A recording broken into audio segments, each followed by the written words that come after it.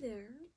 Don't mind me, I just got out of the shower a little bit earlier, but I figured, first video, and might as well start now. So I actually have these two books. I bought these that I saw from some book recommendations on Pinterest. I use them kind of like tarot card readings almost. I just flip open to a random page kind of like with a question or a thought in mind. And so I thought I would do that for you guys today. So let's see, where do we want to start? Okay, we're gonna start here. This is what you need to hear today. When you're the person who is always there for others, you feel a lot. You have depths within you, an ocean for a heart, and you sometimes fall for people who are too afraid to swim. You give and you give and you give. You never know how to stop yourself from pouring into those you love.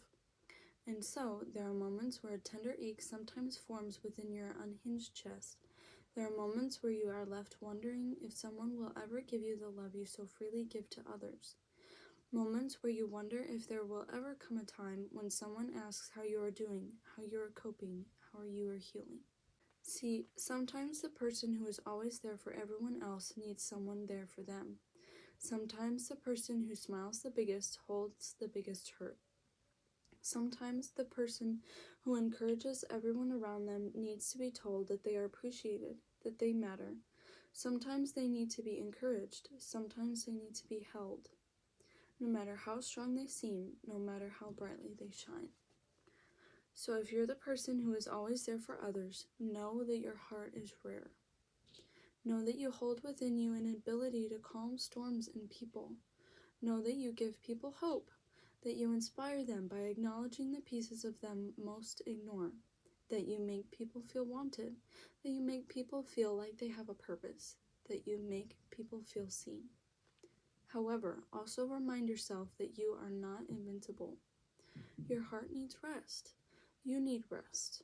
Remind yourself that you do not need to carry the weight of the world on your shoulders, that you may not be able to save everyone, that you may not be able to heal every hurt. Remind yourself that you deserve to take all of the energy you put out into the world and invest it back into yourself from time to time. That you are worthy of the love you keep giving to everyone else. Remind yourself that you don't always have to be strong, that you don't always have to be the fixer. Remind yourself that you can be human, that you can ask for help, that you don't always have to be the one to save yourself. I think that's where we're going to stop. I had gone through a really difficult time, like we all do,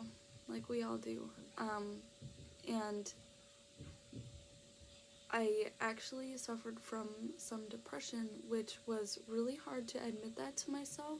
I got into this depression mess because I was giving to others, because I was not taking care of myself, but now I am. I'm learning how to, at least. I don't want to get really emotional on the first video because that's awkward. I actually want to do some from this book as well, so let's see what comes up for this one.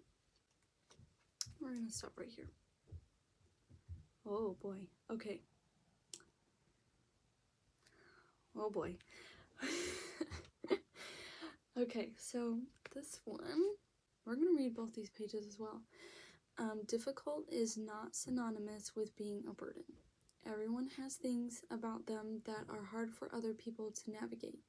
Every person has quirks or personality traits or life challenges that take a toll on the people in their lives, and that isn't your fault. It isn't some moral failing or inadequacy. It's a normal, inevitable part of interpersonal relationships. It's part of what it means to be a human, and it's okay. There's not a single person on this planet who is easy and wonderful to be around 100% of the time. So it's not fair to expect yourself to be some uncomplicated paragon or perfection of every moment of every day either. You're human, and you're imperfect and wired to be a pain sometimes, and it's okay. You are okay. And no matter what darkness you carry or how many difficult traits you might harbor, you're still deserving of kindness and human relationships. No matter what scars you wear or which hard truths you own, you're still deserving of love. Babies are difficult, but parents still love them fiercely. Pets can misbehave and be hard to handle, but as owners, we still love and adore them. Partners and family can be frustrating and annoying, but that doesn't erase their good qualities or all the ways they make our hearts smile. And it doesn't make us wish they weren't in our lives, and it doesn't diminish our worth. You deserve the same level of compassion and kindness you'd extend to anyone else. You can be annoying and still be adored. You can be hard to handle on some days and still be loved. You can be I already read that. You can be struggling and less than perfect and still be wanted and cared for. The less pretty parts of who you are don't discount the ones that make you irreplaceable. That's a song, isn't it? You're irreplaceable. And then this other one, stop minimizing and discounting your feelings. You have every right to feel the way you do. Your feelings may not always be logical, but they're always valid. Because if you feel something, then you feel it, and it's real and true for you. It's not something you can ignore or wish away. It's there, gnawing at you, tugging at your core, and in order to find peace, you have to give yourself permission to feel whatever you feel. You have to let go of what you've been told you should or shouldn't feel, because there is no should when it comes to feelings. You feel what you feel, and it's okay. Your feelings can't be wrong because they're yours. Not your partner's, not your friends', not your family's or your peers or your coworkers or random strangers you meet in passing.